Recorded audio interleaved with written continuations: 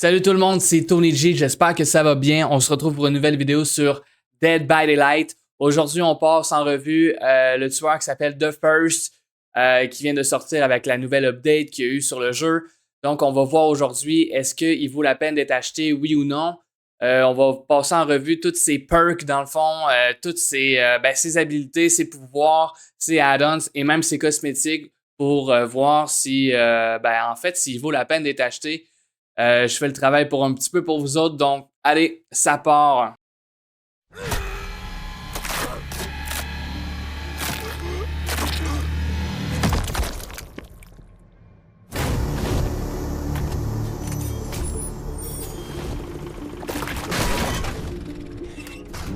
I repeat, this is a code red. Does anybody come? Hello, Dustin. Hey!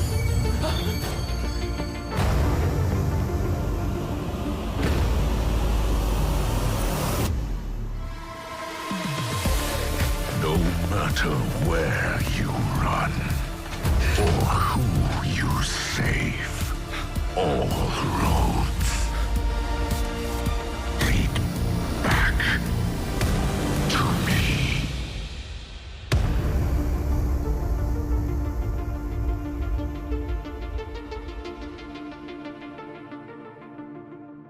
On va commencer par les attaques. Donc, en gros, le tueur possède 3 mécaniques, mais elles fonctionnent comme une progression. Donc, nous avons Vine Attack, donc attaque de base. C'est l'attaque qui est pour marquer les survivants. Tu charges ton pouvoir, tu frappes au sol, une zone apparaît. Si un survivant est dans cette zone, il perd pas de dégâts, mais il gagne des tokens. Donc, cette attaque-là sert essentiellement à mettre la pression, forcer les survivants à bouger, puis construire ton World Breaker. C'est ton outil de contrôle et ta préparation. 2, tu as le Upside Down et l'Undergate. Donc, tu as une mobilité accrue quand tu es dans ce monde-là. Tu appuies sur l'habilité et tu entres dans l'Upside Down. Ça sert essentiellement à traverser la map super rapidement, te repositionner, puis préparer une sortie agressive. Quand tu ressors de l'Undergate, une grosse zone d'impact qui se crée autour de toi. Tous les survivants dans cette zone-là vont gagner 2 tokens. Zone plus grande que la Vine Attack, certainement. Puis très difficile à éviter. Donc, Vine Attack, c'est pas mal plus de la précision. Puis l'Undergate, c'est un impact pas mal plus massif. Et 3, c'est quand tu as assez de survivants qui ont accumulé des tokens, le World Breaker s'active. À partir de là, le jeu change complètement. Les Vines Attack font du dégât, l'Undergate également aussi. Et tu as aussi 4 Grandfather Claw qui apparaissent sur la map. Un timer du World Breaker démarre. Donc les survivants doivent essentiellement trouver les horloges, interagir avec elles et accélérer la fin de World Breaker pour survivre. Tu deviens un tueur agressif en phase de chasse pure. Donc quand tu es dans cette phase-là, c'est le temps de faire mal. Donc c'est un tueur un petit peu en 3 phases. La première phase, il faut que tu récoltes assez de tokens, donc tu dois te setuper. Après ça, tu passes dans l'Undergate, donc accélération, tu es capable de te déplacer. Puis 3, c'est le carnage, c'est là que tu fais du dégât avec tes horloges. Honnêtement, mécaniquement, c'est très fort pour le gameplay, lisible pour les joueurs, progression claire, tension qui monte naturellement et sensation de boss fight quand le World Breaker démarre. Ensuite, pour les perks, on va commencer par le perk de Turn Back the Clock. Ce perk-là était vraiment un reset button après un hook. Quand tu accroches un survivant, tu as 60 secondes pour l'activer. Si tu le fais, un générateur proche, dans 20 mètres, explose puis qui perd 10% de progression et recommence à régresser tout seul. Donc, tu punis directement l'équipe pour chaque hook. Il bat sur un gen, toi tu hook quelqu'un, leur travail recule en bout de ligne. C'est un perk de contrôle du tempo. Tu ralentis la partie sans avoir besoin de défendre physiquement chaque générateur. Tu transformes chaque hook en pression globale sur la map. Donc, un hook, perte de temps pour les survivants. Plus que tu hook, plus que la game devient lourde pour eux. Tu imposes ton rythme. C'est un perk quand même assez stratégique, pas spectaculaire, mais ultra fort pour gagner des games sur la durée. Deuxième perk, nous avons un X qui s'appelle Hive Mind. Ce perk-là, c'est essentiellement ton cerveau. Une fois que tu hooks quelqu'un pour la première fois, tu actives le X et à partir de là, tu vois la game. Tous les générateurs sont visibles et plus leurs auras sont intenses, plus qu'ils sont avancés. C'est en permanence où l'équipe est rendue, plus de guess et plus de hasard. Tant que le X est actif, tu contrôles l'info, tu sais quoi défendre puis tu sais où frapper. Le vrai coup de massue, ça arrive à la fin quand il te reste un seul générateur, toutes les autres explosent, perdent 10% de progression et recommencent à régresser tranquillement. Puis le X s'éteint. Donc en gros, en début de game, tu as l'info totale. En milieu de game, tu as beaucoup de pression sur les survivants. Et en fin de game, ben, tu resets les générateurs à cause des erreurs des survivants. C'est un perk de domination stratégique.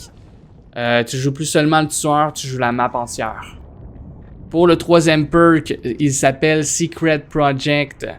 À chaque fois qu'un totem est béni ou détruit, tu débloques automatiquement un générateur au hasard pendant 30 secondes.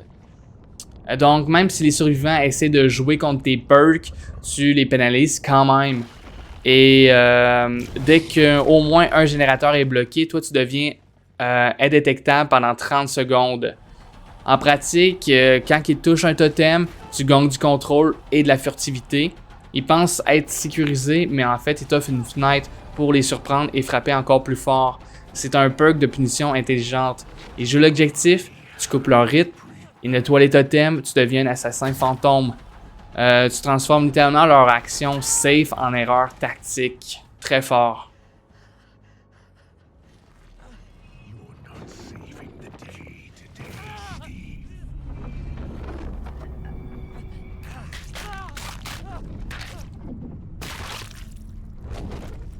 Assez dégueulasse, merci. On vient de voir pas mal Mori en tant que le nouveau tueur. On va passer tout de suite aux cosmétiques. Je pense que les add-ons, on peut les sauter parce qu'en fait, c'est selon vraiment votre gameplay. Ouais, on va les passer, mais on va quand même regarder ensemble les cosmétiques. Donc, on a le skin original qui est pas mal dans les, comme dans Stranger Things en vrai, hein? Donc, il n'a pas vraiment changé, vraiment accurate, vraiment nice. Ensuite, avec la passe, on peut avoir Henry Krills avec son habit blanc, comme dans l'école psychiatrique, des trucs paranormaux. Puis, en fait, c'est ça, comme j'ai dit, ça se passe directement dans la Rift Pass. Dans le fond, faut que tu payes la version premium pour l'avoir. Je pense que c'est les premiers que tu débloques. Donc, une alternative vraiment cool. Il fait pas vraiment... c'est comme sous sa forme normale, dans le fond, carrément. Puis, après, nous avons un autre skin qui est comme un petit peu l'entre-deux. Donc, un petit peu quand il commence à se transformer. Je sais pas, je le trouve vraiment cool aussi. Sauf que lui, tu dois vraiment payer de tes propres poches. Donc, la question, est-ce qu'il vaut la peine d'être acheté? Je crois que oui, en vrai. C'est sûr que l'update vient juste de sortir. Fait que j'ai pas eu le temps de vraiment jouer avec. Mais ça reste que moi, j'aime ça, contrôler les gens. J'aime ça, être en contrôle de la game. Puis je pense que pour les tueurs qui veulent peut-être un petit peu plus de contrôle à ce niveau-là, The First amène vraiment des nouvelles mécaniques au gen. Péter un gen sans le péter physiquement avec tes pieds, je trouve ça quand même assez incroyable. Ça reste à voir dans les prochains jours, s'il va être méta ou pas. Je risque de jouer sur Twitch, donc si vous voulez voir du gros gameplay sale qui pue dans les prochains jours, je vous suggère d'aller voir ma chaîne Twitch. Tony G, of course. Donc, ouais. Merci d'avoir écouté. Puis, on se retrouve pour une nouvelle vidéo. Allez, ciao!